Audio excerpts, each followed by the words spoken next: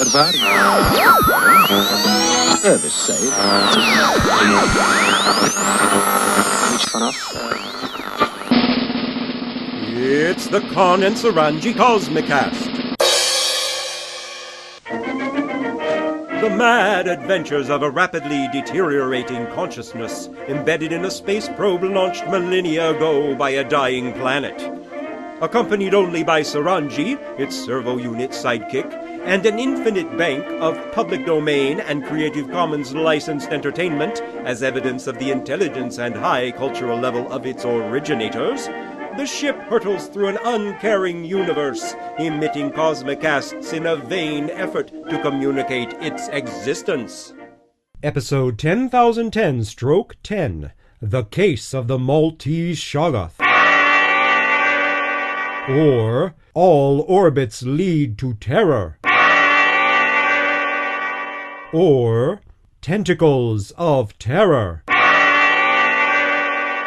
Or, The Postman Always Rings for Terror. Hello, whoever. This is Space Probe 7L-96V trying yet again to communicate our existence. And now...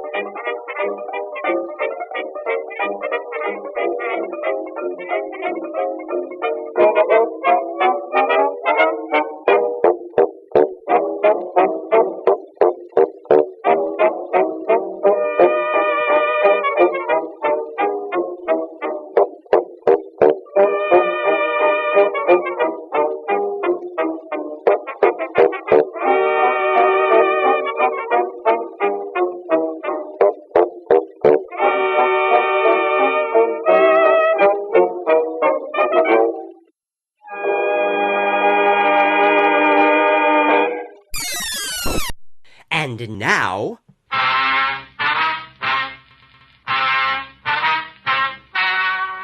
That's right, I'm in a hard-boiled kind of mood this time cycle.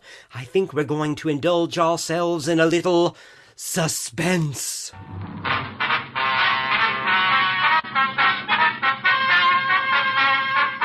Those tiny musical fragments are a tad annoying. Well, get used to it, chum, because the whole point of mystery is to annoy. It is? Yup. Mission accomplished. Mysteries are meant to tug at your intellect, keep you on tenterhooks, make you nervous until the surprising yet utterly logical solution is finally revealed at the end. We're going to start out with a gripping 5-minute mystery, and this one's right up my metaphysical alley, little sidekick of mine. I can hardly wait. It's called The Mystery of the Zombie. Another 5-minute mystery.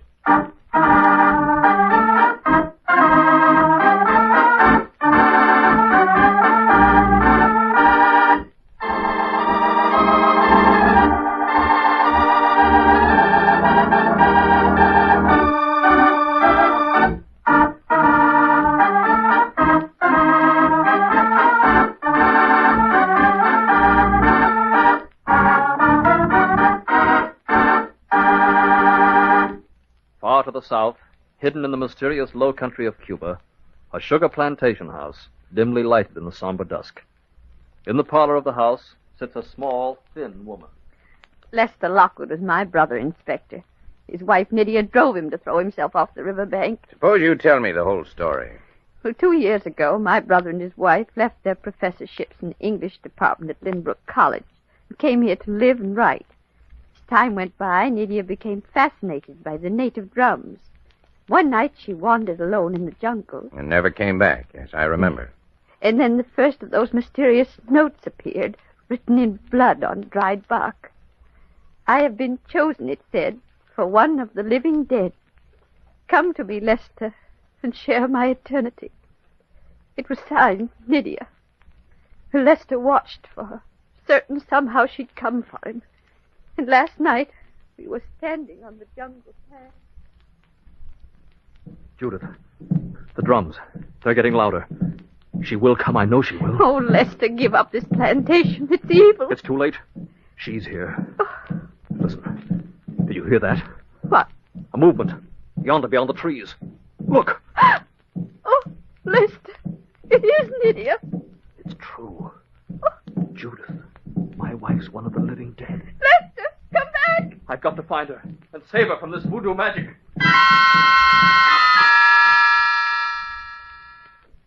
He ran off in the darkness, and I went quickly back to the house to wait. And at last, Lester came back. I couldn't find her. I looked everywhere. Then you've got to come away from this place tonight. Judith, look, here on the window ledge. Oh, another of those terrible notes. What does it say? You are a human. You cannot know the glory of eternal life. Come to the jungle, to the drums, and share my living death. Keep this between you and I. Oh, she's trying to destroy you. Trying to, Lester. I'm going to her, Judith. No. Lydia's waiting for me to come. Lester, come back. Come back. And this is the note your brother found last night on the window ledge, Miss Lockwood. Eh? Yes. Others, I suppose he destroyed them. I see. And you say your brother's wife was formerly an English instructor? At Lynbrook. She met Lester there.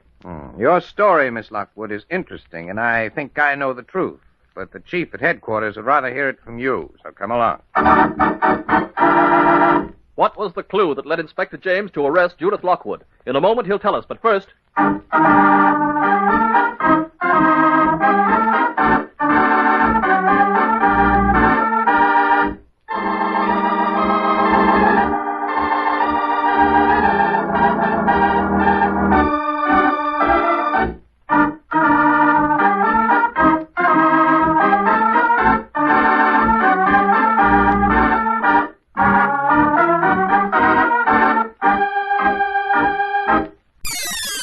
Well, Ranji, what do you think? That was never 5 minutes. Oh, yes, it was. No, it wasn't. Yes, it was. No, it wasn't. Look, I don't want to argue about this.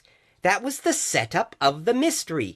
Now we're given a moment to try to figure out what really happened, and then we listen to the end of the show to see if we're right. My goodness, that is gripping. Now let's examine all the clues. The wife was fascinated with the voodoo ceremonies and got herself turned into a zombie. Ooh. The husband read her notes and followed her into the woods, where she killed him. Well, I can't figure it out. Seems cut and dried to me. I think the inspector made a serious error of judgment by arresting that poor woman. No, the inspector arrested her because she killed her brother and his wife. Yeah, right. And how do you figure that? Because she wrote the notes she said came from the wife.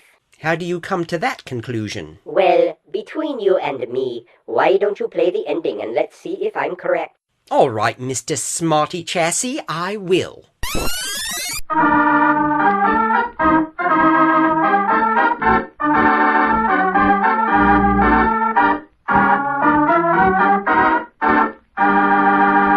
And now, here's Inspector James. Under questioning, Judith Lockwood broke down and confessed to the murder of her brother and his wife. She was a pretty mixed-up woman, but she had imagination. I knew Judith had written the note herself because no instructor of the English language is going to make 2 grammatical errors in 4 short sentences. You don't say human for human being. And nothing is ever between you and I. So, if you didn't know, let's keep it between you and me.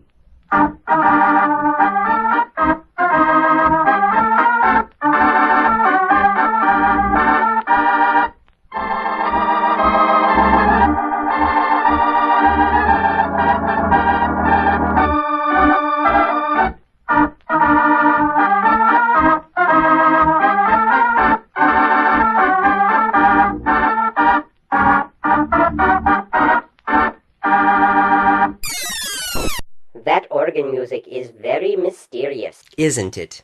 in the sense of annoying. Well, was I right or wasn't I? I think these stories are rigged. Of course they're rigged. They're entertainment, Con. Simple entertainment. One might almost say simple-minded. They're pathetic little stories scripted in advance, written to a stale formula repeated week after week after week with almost no variation. Never mind. Moving on. Here's one of Ellery Queen's minute mysteries. This one will stump you, Ranj. It's called The Case of the Curious Gangland Killing.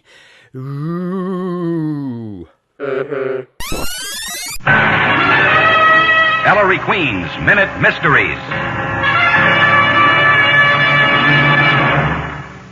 This is Ellery Queen with the case I call The Curious Gangland Killing. When a small-time gangster named Lopez was found dead at the bottom of the river, police immediately assumed it was a gangland killing. Lopez was found tied tightly with cotton rope. His legs were bound together with heavy irons. Open and shut case, said the police. But I investigated and found out Lopez had a lot of insurance, and he was suffering from an incurable disease.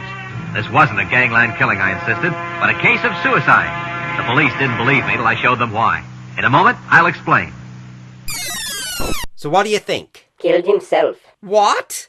Where do you get that from? Good grief, Con. Don't you listen? He practically spelt it out for you. Lots of insurance, incurable disease. Red herrings. Hello. Clues. Let's see. In the case of the curious gangland killing, you recall Lopez was tied tightly with cotton rope. Actually, he tied himself up loosely, and the cotton rope tightened in the water.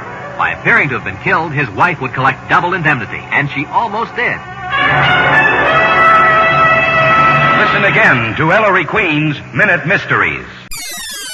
Well? You have no romance in your soul. Hello. No soul. Machine.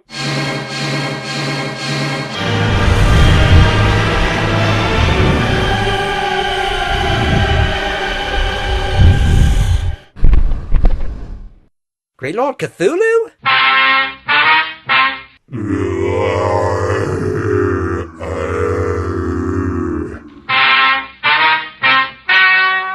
I wasn't expecting you. Big C, do you feel okay?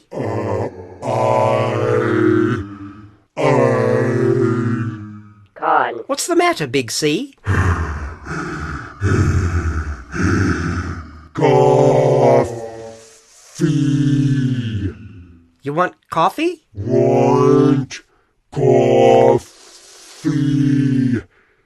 now.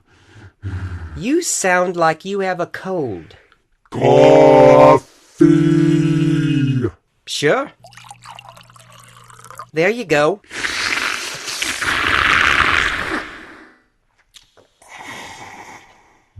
More coffee. Why, sure.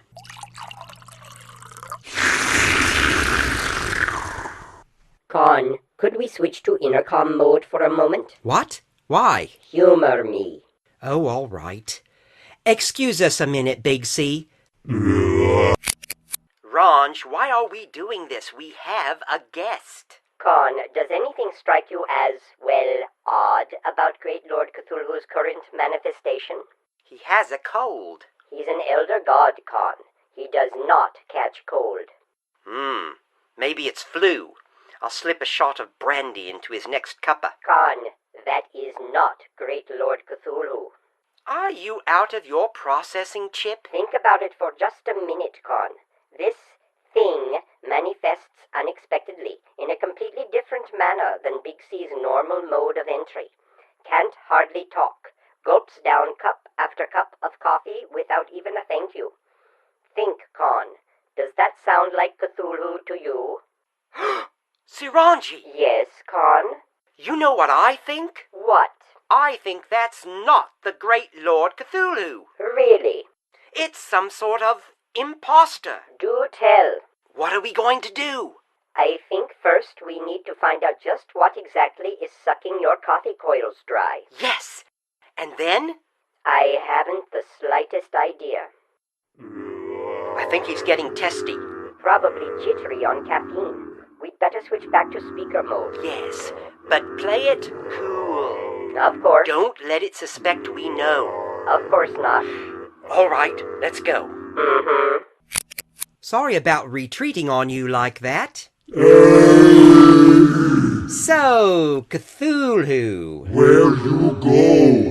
Why you not talking to me? We just went... Why you not give me more coffee? Well, minor technical... Not talking rude. I do apologize. Me not like rude. Absolutely unavoidable. No offense intended. When me not like, me get mad. Don't swell up like that, Big C. You might pop. Me mad. Me smash. How about another cup of coffee? More coffee? Why, certainly. Here, allow me.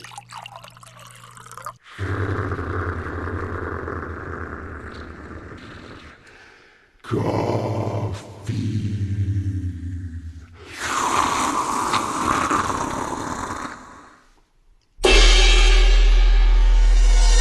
Hello, Con. Hello, Suranji. I just dropped in.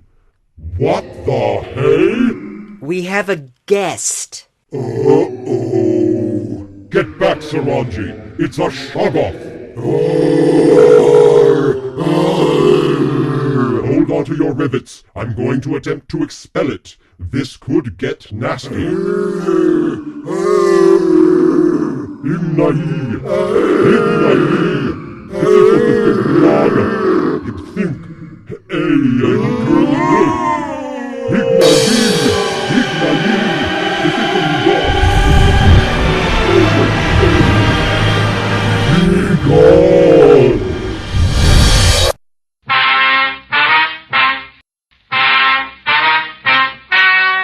Whew! That was very impressive, Great Lord. I don't mind confessing that rather shook me up. Those Shoggoths can be extremely nasty. I'll start cleaning up the residue. Wow! Good grief, Con. What were you thinking, letting a Shoggoth into you? I thought it was you. You thought that Shoggoth was me? Sorry. You mistook a shambling Shoggoth for an elder god? It did have tentacles. Tentacles? Is that what you see as my distinguishing feature? Well, I've never seen a Shoggoth before. How was I to know? Tentacles. I'm rather insulted. I'm sorry. Have you any idea how dangerous those miserable coagulations of protoplasmal slime can be? How dangerous? Very dangerous. No sense of humor. Just be glad you didn't play any opera at it. They don't like opera? Hate it. Sends them right up the interdimensional wall. Makes them all quivery and when they get quivery, they tend to subsume everything in the immediate vicinity within a crushing, gelatinous goo. Ew. Well, I guess it's really all my fault. I have been talking up your coffee in the nether regions. Really? Spanking clean again. Well, it is good coffee. Speaking of which... I'll do the honors. There you go, great lord. Thanks. The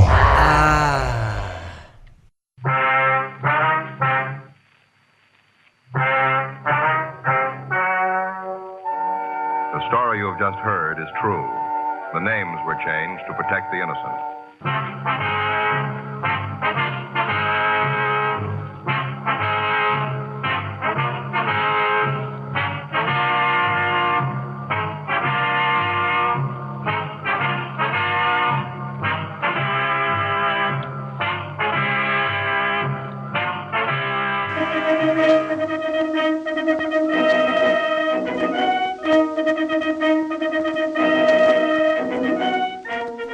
The Khan and Suranji Cosmicast is produced, written, directed, and performed by the Oxford Rationalist Liberation Front and Amateur Theatrical Collective, a.k.a. Brian E. Drake. Creative Commons licensed for attribution, non-commercial share-alike. All embedded sound in this Cosmicast was either self-created or public domain.